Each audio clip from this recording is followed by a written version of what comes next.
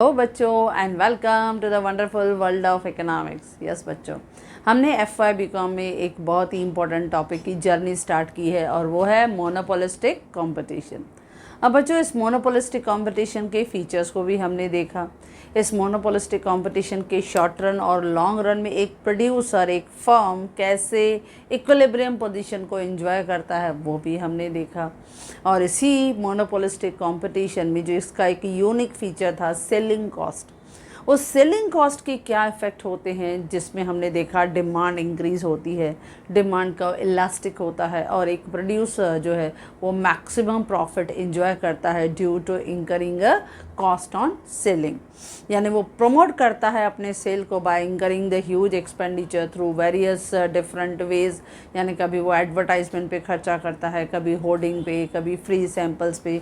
इस तरह से अलग अलग स्ट्रैटेजीज, न्यू टेक्निक्स के थ्रू वो अपनी सेल को प्रमोट करने की कोशिश करता है। ओके बच्चों, अब इस चैप्टर का हम एक और क्वेश्चन देखेंगे जो जनरली इस मोनोपोलिस्टिक कंपटीशन से बहुत फ्रीक्वेंटली आपसे पूछा जाता है, और वो है explain the role of advertisement in monopolistic competition. क्योंकि हमने देखा सेलिंग कॉस्ट है और सेलिंग कॉस्ट का एक इम्पॉर्टेंट हिस्सा है एडवर्टाइजमेंट। तो एडवर्टाइजमेंट जो है उसका रोल क्या है, उसका इम्पॉर्टेंस क्या है, जो हम देखेंगे आज इस सेशन में in a very easy way. As you know that simplicity is our main motto. Now जब बच्चों हम बात करते हैं एडवर्टाइजमेंट की, तो एडवर्टाइजमेंट है क्या? एडवर्टाइजमेंट एक वन वे ऑफ कम्युनिकेशन है जिसके थ्रू हम अपने कंज्यूमर्स को परस्यू करते हैं, अट्रैक्ट करते हैं, कन्विंस करते हैं टू परचेज गुड्स या आइडिया या सर्विसेज। हम अपने डिफरेंट गुड्स को, सर्विसेज को, आइडियाज़ को सेल करने की कोशिश करते हैं ताकि कस्टमर उनसे अट्रैक्ट हो जाए। बार बार एडवर्टाइजिंग जो है वो आप देखते हो हर जगह पे, चाहे हम टीवी पे देखें या न्यूज़पेपर उठा के देख लें, मैगज़ीन्स देखें, हर जगह एडवर्टाइजमेंट। इवन हम लोग जब हमारे हाथ में मोबाइल रहता है, हम उसमें कुछ भी हम लोग यूट्यूब पे देखते हैं तो you will see that bar bar add जो है वो बीच में हैमरिंग करती रहती है। तो कभी न कभी लगता है कि चलो एक बार तो हम लोग इसको देख लेते हैं या परचेज़ कर लेते हैं, शॉपिंग कर लेते हैं, या कभी कभी ऑफ़र्स अच्छे मिल जाते हैं तो we are too much satisfied from them. तो इस तरह से एडवर्टाइजमेंट जो है वो एक one of the important way है टू अट्रैक्ट द कस्टमर। और सबसे इम्पॉर्टेंट चीज़ क्या होता है, it will create the desire in the minds of consumer to purchase that product या to that purchase that services, उस सर्विसेज को जो है वो यूज़ करना या आइडियाज़ को एक्सेप्ट करना। इस तरह के जो कम्युनिकेशंस हैं उसको जब एक प्रोड्यूसर से कंज्यूमर के माइंड में डाइवर्ट करने का काम करता है वो होता है थ्रू प्रॉपर एडवर्टाइजमेंट। अब जनरली इसमें एक अमेरिकन मार्केटिंग एसोसिएशन है, उनका तो ऐसा है कि हम एडवर्टाइजमेंट के लिए क्या करते हैं बच्चों, पे करते हैं। ओके, अब वो पे करके वो इस तरह से एडवर्टाइजमेंट को शूट कर देते हैं और उसके बाद जब एडवर्टाइजमेंट जो है वो हमारे कंज्यूमर्स बार बार उन्हें देखते हैं तो उसका इम्पैक्ट इतना हाई होता है क्योंकि वो ऑडियो विजुअल इफ़ेक्ट्स जो है वो माइंड को इतना अट्रैक्ट करते हैं कि लगता है हाँ सच में ये ऐसा होगा। अब बच्चे जो हैं जैसे अपने प्रोडक्ट्स जो हैं जैसे चॉकलेट्स रहते हैं उनको देखा, उन्होंने कैडबरीज़ के जो सिल्क चॉकलेट्स है उनको देखा, किंडर जॉय को देखा, तो मोस्टली एडवर्टाइजमेंट इस तरह से अट्रैक्टिवली छोटे छोटे बच्चों पे जो है वो शूट की जाती है। तो जब बच्चे इन चीज़ों को देखते हैं या मैगी देखेंगे तो when they will see it तो अट्रैक्ट हो जाते हैं and they will demand those commodity. जबकि ऐसे प्रोडक्ट्स जो रहते हैं जब भी वो एडवर्टाइजमेंट करते हैं दे विल ट्राई टू सी कि अगर छोटे बच्चों का प्रोडक्ट है तो छोटे बच्चों को एडवर्टाइजमेंट में इन्वॉल्व कर लो, उसी तरह से वो अट्रैक्शन उनमें दिखाओ कि देखो when you are using that particular आप एनर्जी ड्रिंक रहता है तो you will become the taller, sharper and stronger. तो बच्चों को लगता है अरे वाह, ये यूज़ करने के बाद हमारी मेमोरी भी शार्प हो जाएगी, हमारी जो हेल्थ है वो भी अच्छी हो जाएगी, हमें इतनी एनर्जी आ जाएगी। ये सब चीज़ें जो होती हैं वो कस्टमर को अट्रैक्ट करने के लिए होती हैं। इसके लिए अमेरिकन मार्केटिंग जो एसोसिएशन है वो क्या कहता है बच्चों फॉर एडवर्टाइजमेंट कि it is a paid form of non personal presentation and promotion of the ideas for goods and services ये हम लोग गुड्स एंड सर्विसेज के लिए हम लोग क्या करते हैं, उनके लिए पे करते हैं, एडवर्टाइजमेंट उसके ऊपर शूट कर देते हैं और वो एज ए आइडेंटिफाइड होती है एज अ स्पॉन्सर कि कौन पर्टिकुलर प्रोडक्ट जो है उसको सेल कर रहा है। तो इस तरह से एडवर्टाइजमेंट क्या है पहले वो बताते हैं। पहले इंट्रोडक्शन।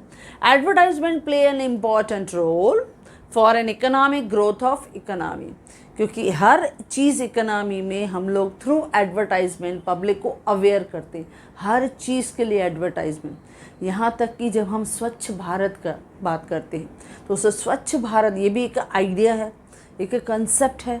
अब इसके लिए आप देखते हो बार बार एडवर्टाइजमेंट रहता है कि अपने आसपास के वातावरण को स्वच्छ रखो, क्लीन रखो, जो हैबिट्स हैं वो क्लीनलीनेस की और डेवलप करो, और अगर कोई कचरा करता है इमीडिएटली उनको रोक दो। तो ये क्या है, हमारे इकोनॉमिक ग्रोथ का एक हिस्सा है। या हम लोग पोलियो ड्रॉप्स के लिए देखते हैं तो उसमें अवेयरनेस लाने के लिए बड़े बड़े जो हमारे सेलिब्रिटीज़ हैं वो एडवर्टाइजमेंट जो है शूट करते हैं और उनको गाइड करते हैं ताकि इस तरह के डिसीज़ से हम ओवरकम हो जाए। तो हर चीज़ में एडवर्टाइजमेंट जो है उसका इम्पैक्ट जो रहता है वो एवर लास्टिंग रहता है, बहुत यूज़फुल रहता है। तो हाँ, इसका हम पॉजिटिव और नेगेटिव इम्पैक्ट दोनों करने वाले हैं, क्योंकि हर चीज़ के दो साइड्स होते हैं, पॉजिटिव भी होता है, नेगेटिव भी होता है। तो ये जो एडवर्टाइजमेंट है it play an important role for the economic growth of economy. It is a one type of communication. ये एक कम्युनिकेशन है, हम कन्वे करते हैं अपनी इंफॉर्मेशन को, अपने आइडियाज़ को, अपने प्रोडक्ट्स के क्वालिटीज़ को फ्रॉम प्रोड्यूसर टू कंज्यूमर, तो which attract the consumer to purchase those goods and services. Okay बच्चों। अच्छा, उसके बाद मीनिंग, एक डेफिनेशन होना चाहिए। अब वो डेफिनेशन आप अमेरिकन मार्केट एसोसिएशन का भी लिख सकती हो कि एक paid form of non personal presentation होता है and the promotion of ideas for goods and services of an identified sponsor. या बहुत easy definition, advertising is a marketing communication. ये एक मार्केटिंग कम्युनिकेशन है that employs an openly sponsored non personal message। ये किसी को पर्सनल नहीं जाता है, मैसेज टू ऑल मासेस, सभी कंज्यूमर्स को, non personal message to promote या टू सेल अ प्रोडक्ट या सर्विस या आइडिया।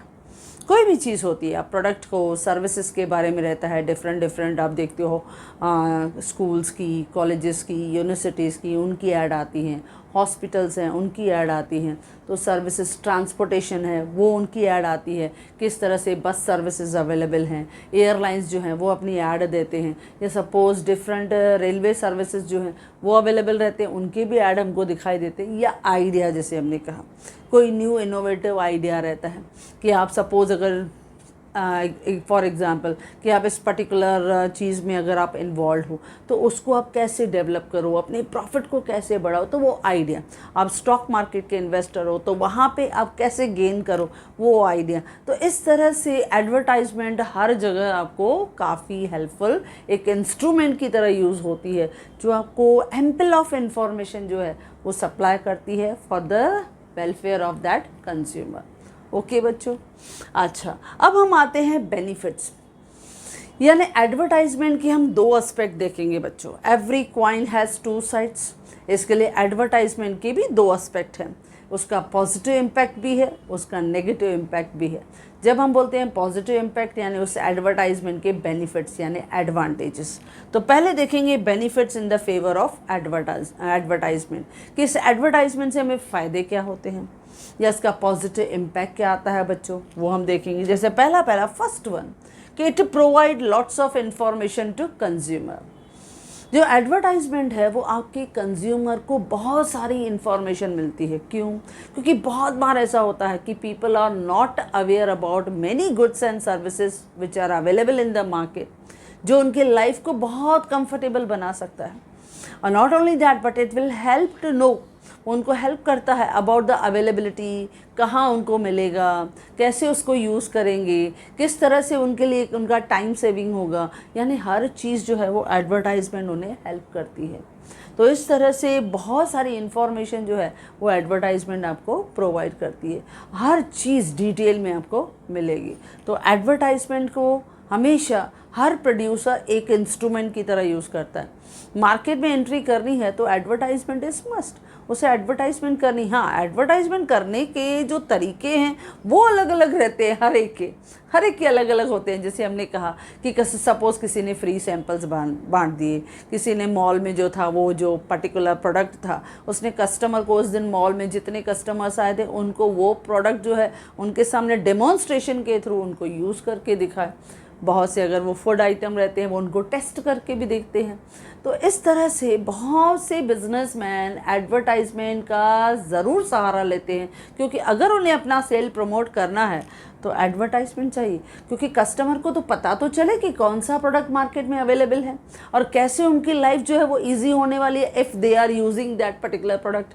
आप देखो अलग अलग इस पे चैनल्स पे किस तरह से वो अपने प्रोडक्ट को बहुत अच्छी अच्छी क्वालिटीज़ बताते रहते हैं कि अगर ये प्रोडक्ट आप यूज़ करोगे आपकी हेल्थ अच्छी होगी, आपका लाइफ में आप देखोगे काफ़ी कंफर्ट जोन हो जाएगा, आपका टाइम बचेगा। ये सब चीज़ें जो है वो एडवर्टाइजमेंट के थ्रू की जाती है। तो it provide ample of information to the consumer कि कहाँ पे प्रोडक्ट अवेलेबल है, कैसे वो आपके लिए यूज़फुल रहेगा और कैसे आपकी लाइफ बहुत कंफर्टेबल होगी, काफ़ी मेहनत जो है वो कम हो जाएगी। तो इस तरह से काफ़ी इन्फॉर्मेशन को प्रोवाइड करता है आपका ये एडवर्टाइजमेंट। स्पेशली जब हम देखते हैं कि एडवर्टाइजमेंट चलती है तो वो अट्रैक्ट करती है कस्टमर को।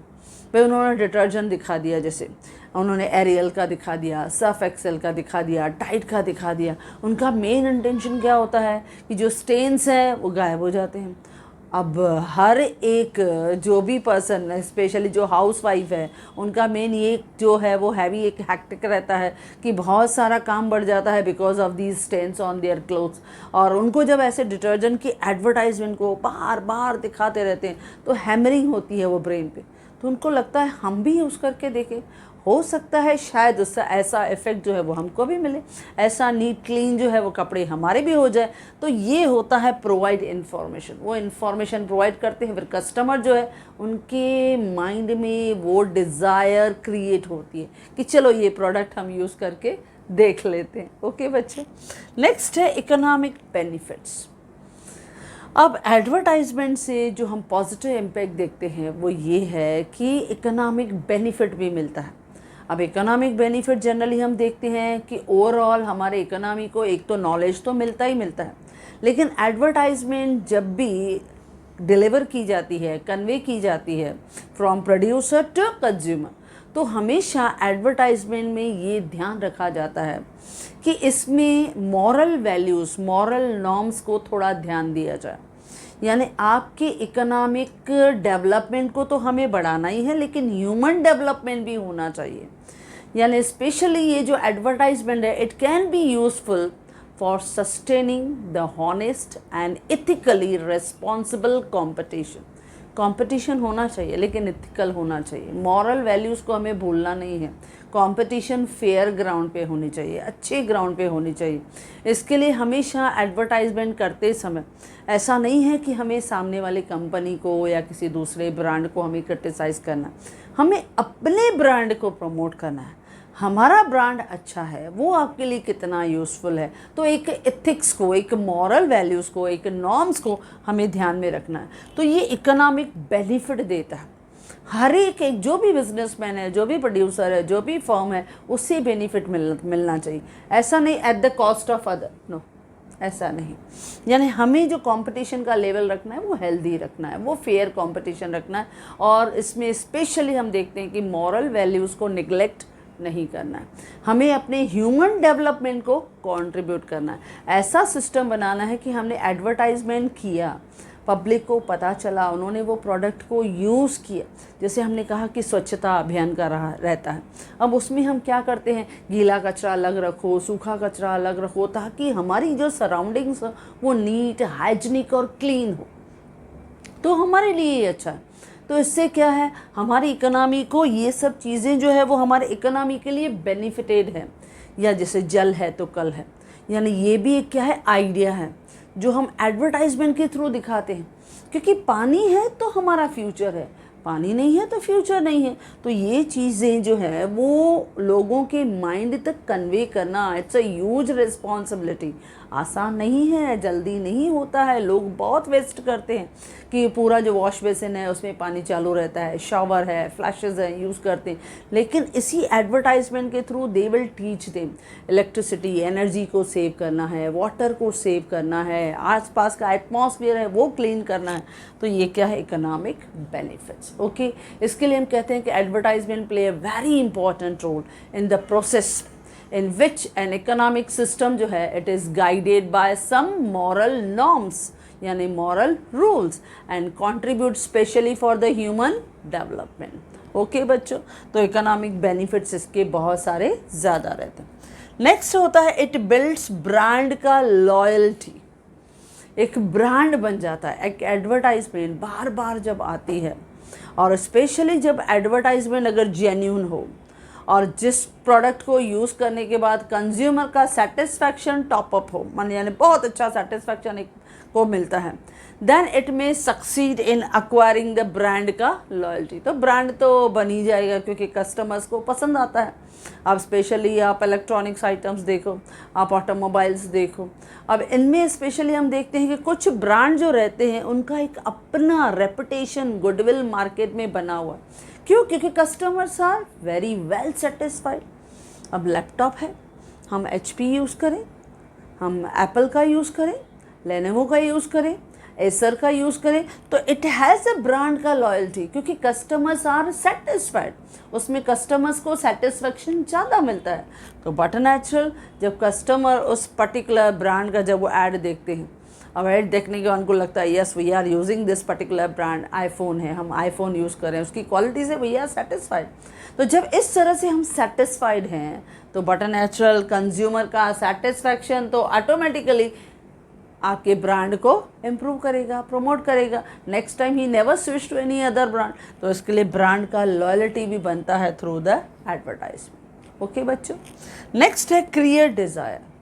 अब बट नेचुरल एडवर्टाइजमेंट बार बार आता रहेगा टीवी पे, तो इससे क्या होगा, आपके माइंड में डिज़ायर क्रिएट होता है।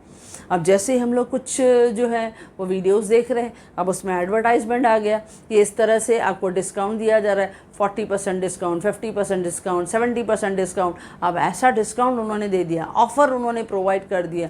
तो जब ऐसे ऑफ़र्स आते हैं तो कस्टमर के माइंड में डिज़ायर नहीं था तो भी डिज़ायर जो है वो क्रिएट हो जाता है।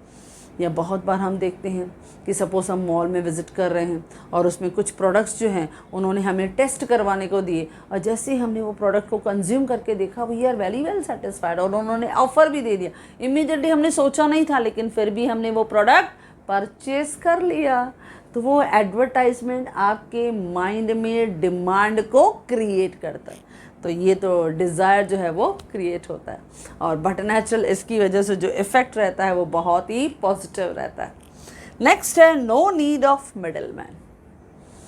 अब जनरली हम देखते हैं कि एडवर्टाइजमेंट के बेस पे जनरली हम देखते हैं कि बीच में मिडल मैन की ज़रूरत ही नहीं है। एडवर्टाइजमेंट देखा, डायरेक्टली हमें प्रोडक्ट वो पसंद आ गया और हमने परचेज़ कर लिया। और एडवर्टाइजमेंट का तो हम देखते हैं कि इतना इफेक्ट रहता है, मल्टीप्लायर इफेक्ट होता है।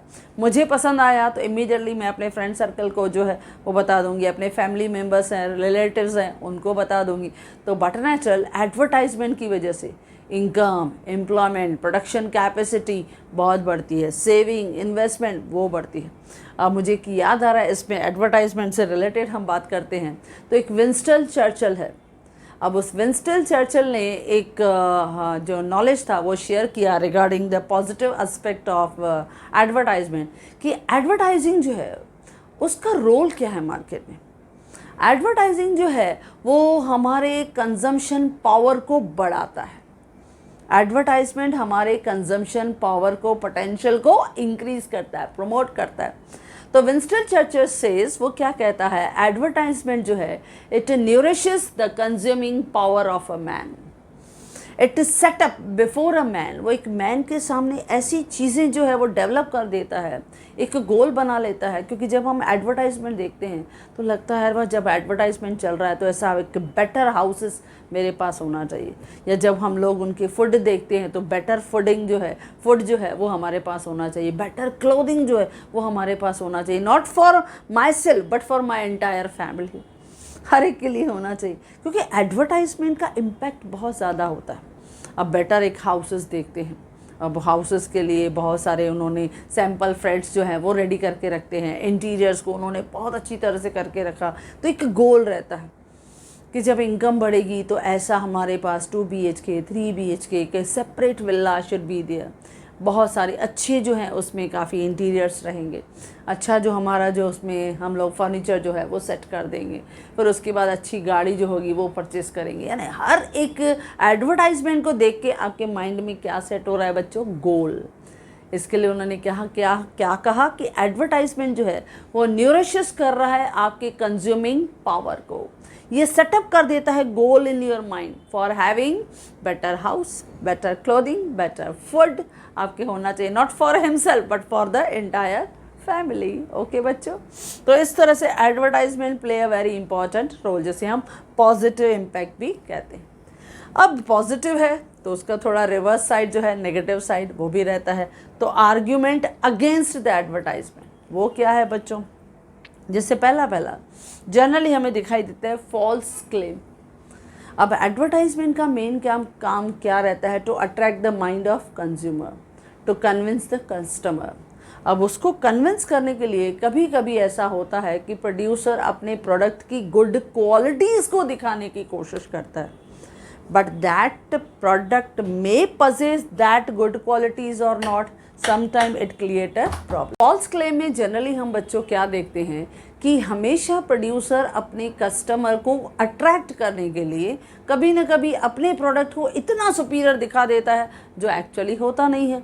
जैसे हमने अभी अभी कहा डिटर्जेंट में हमने बात कर रहे थे, अब सपोज़ डिटर्जेंट को हमने यूज़ किया लेकिन उतना वाइट नहीं हुआ जितना एडवर्टाइजमेंट में दिखता है, तो क्या कस्टमर यहाँ पे सेटिस्फाइड होगा? नहीं, उतना सेटिस्फेक्शन मिलेगा नहीं। तो कभी कभी फॉल्स क्लेम की वजह से जो हमने एडवर्टाइजमेंट में देखा था, जितना अच्छा वहाँ पे लग रहा था उतना अच्छा यहाँ नहीं मिला।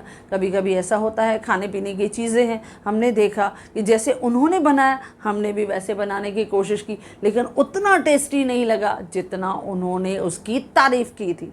तो इसमें जनरली देखा जाता है कि एडवर्टाइजमेंट में सम टाइम सम डिससेटिस्फैक्शन जो है वो भी हमें दिखाई देती है। तो ये क्या हो गया, फॉल्स क्लेम। तो फॉल्स क्लेम जो है वो कभी कभी उसका नेगेटिव एस्पेक्ट हमें दिखाई देता है। ओके बच्चों, तो नेक्स्ट है एक्सप्लॉयटेशन। अब एडवर्टाइजमेंट का सेकंड जो हमें दिखाई देता है नेगेटिव इम्पैक्ट या आर्ग्यूमेंट अगेंस्ट द एडवर्टाइजमेंट, वो है एक्सप्लॉयटेशन। और इसमें अगर हम बात करें एक्सप्लॉयटेशन, तो सबसे ज़्यादा एक्सप्लॉयट तो होता है कंज्यूमर। क्यों भाई? क्योंकि एडवर्टाइजमेंट का पूरा बर्डन जो एक्सपेंडिचर प्रोड्यूसर इंकर करता है वो बियर कौन करता है? हम लोग करते हैं, हम पे करते हैं। तो कंज्यूमर तो एक्सप्लॉयट होता है bye paying the high price, वो उसकी हाई प्राइस पे करता है तो उसमें वो एक्सप्लॉयट होता है। तो पहला इफेक्ट तो ये रहता है कि कंज्यूमर जो है वो एक्सप्लॉयट होता है। एक ये होता है कि जनरली जो कंज्यूमर हैं they have to pay the heavy charges due to advertisement. तो एडवर्टाइजमेंट का खर्चा कंज्यूमर से उसके प्राइस में इंक्लूड किया जाता है। एक तो ये रहता है। दूसरा जनरली हम क्या देखते हैं कि एडवर्टाइजमेंट जो है वो जनरली जब उसकी एडवर्टाइजमेंट की जाती है तो वो एडवर्टाइजमेंट ज़्यादातर कौन जो है वो दिखाता है, बड़े बड़े सेलिब्रिटीज़ जो हैं वो करते हैं, या बड़े बड़े जो टॉप के मॉडल्स हैं उन पे शूट किया जाता है।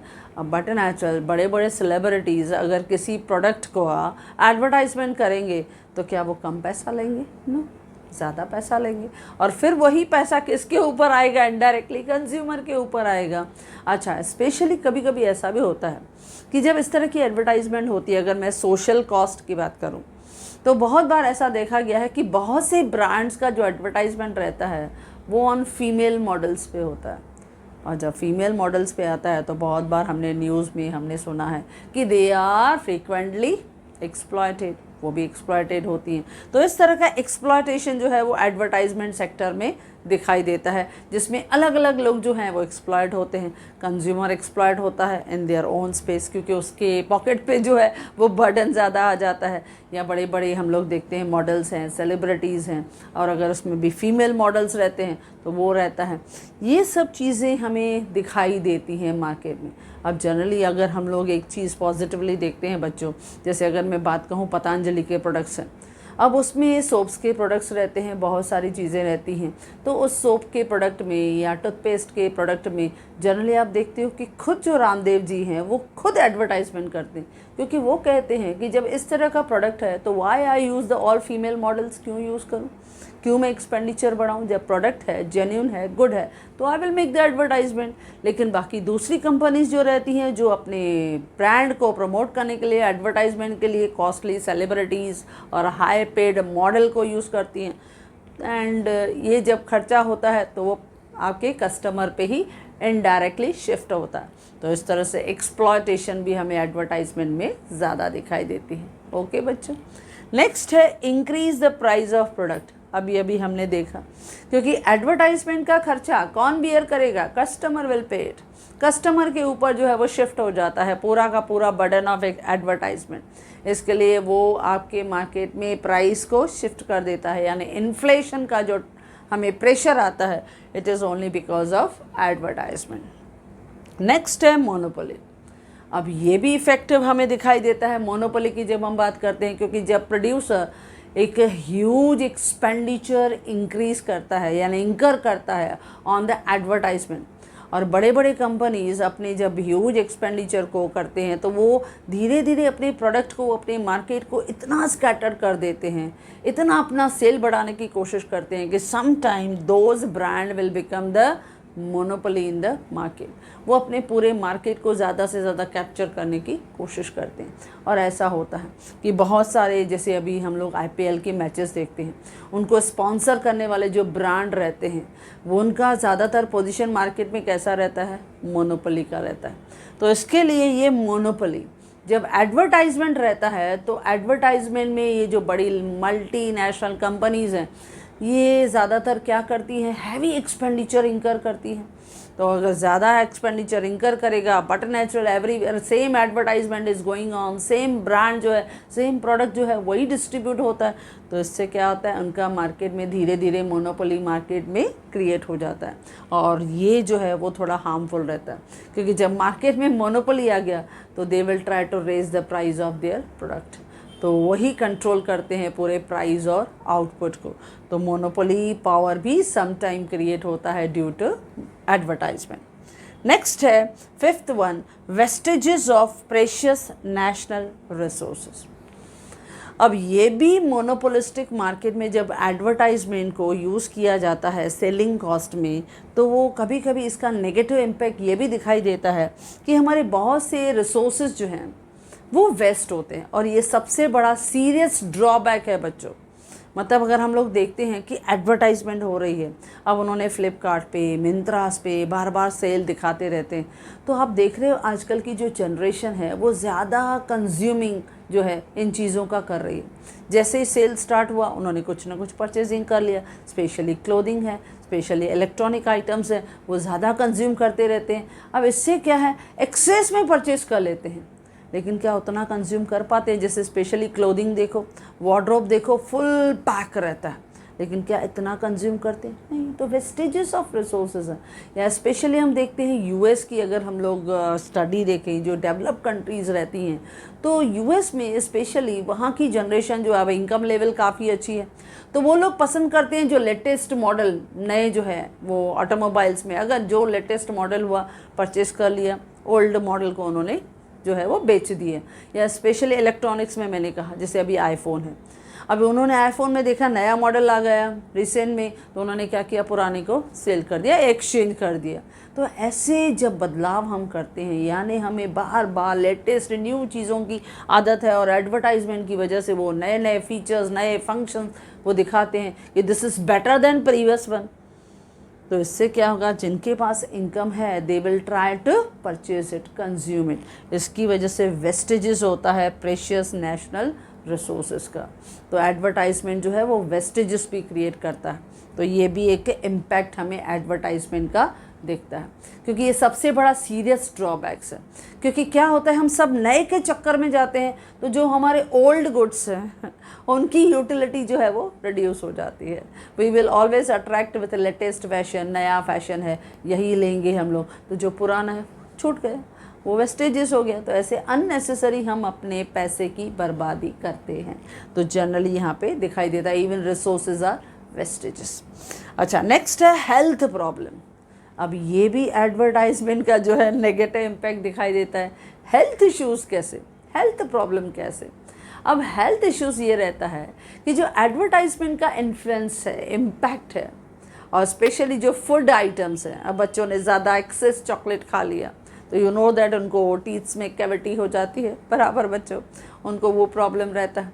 अच्छा, दूसरा चीज़ें क्या रहती हैं, नॉट ओनली दैट, अभी मैगी उन्होंने ज़्यादा खाना, यानी जंक फूड्स हैं, पिज़्ज़ा है, बर्गर है, फ्रैंकीज़ हैं, यही खाते हैं, और उसमें होता है एक्सेस चीज़ है, मेयोनीज़ है, ऑल दीज ये चीज़ें हैं, क्या वो हेल्थ के लिए अच्छे हैं?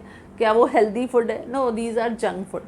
और अगर ये वो चीज़ें खाते हैं तो धीरे धीरे आप देखते हैं कि आजकल की जनरेशन में यंग एज में ब्लड प्रेशर का प्रॉब्लम या डायबिटीज़ का प्रॉब्लम ये दिखाई देता है, या हार्ट अटैक उनको ज़्यादातर दिखाई देता है।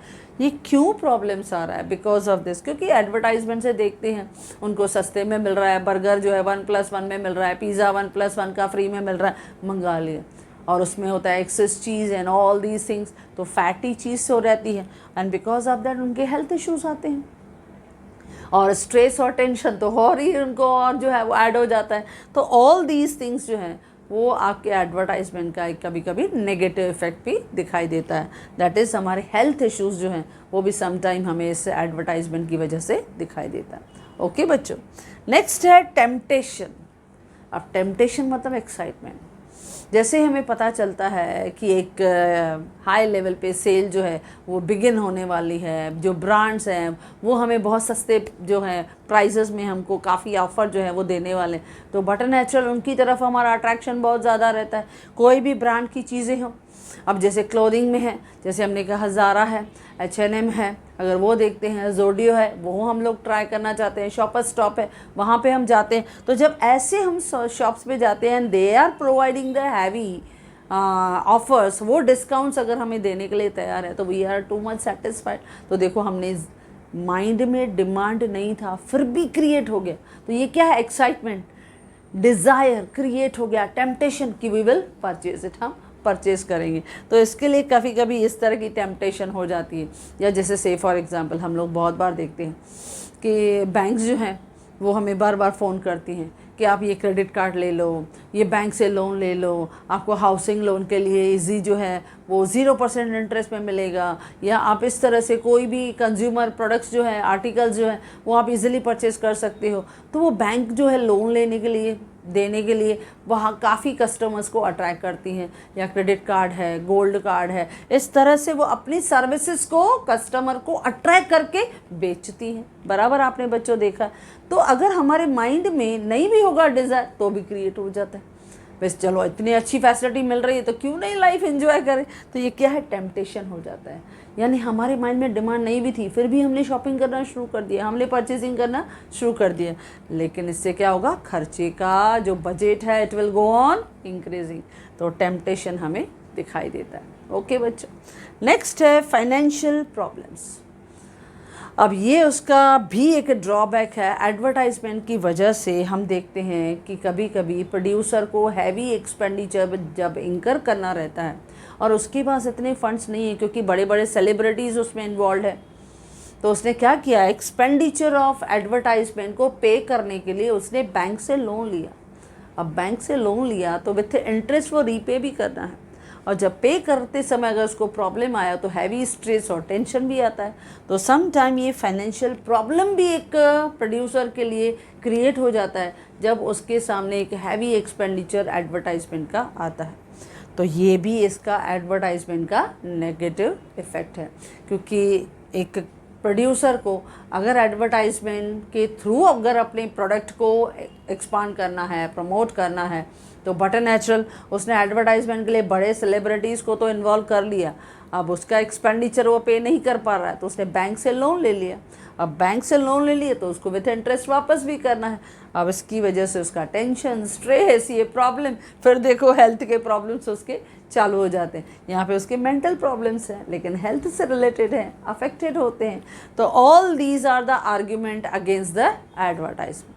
ओके बच्चों, तो इस तरह से अगर क्वेश्चन आपको आता है कि explain the role of advertisement in the monopolistic market, तो आप 4 प्रॉब्लम्स जो उसके फेवर में है, 4-5 प्रॉब्लम्स जो है उसके अगेंस्ट में है, यानी पॉजिटिव इम्पैक्ट, नेगेटिव इम्पैक्ट में से आप 4-4 या यहाँ पे अगर को मैक्सिमम है तो एट द मोस्ट 5 पॉइंट्स आप लिख सकते हो। ओके बच्चों, तो इस तरह से ये क्वेश्चन आपके इस मोनोपोलिस्टिक चैप्टर का एक इम्पॉर्टेंट क्वेश्चन है।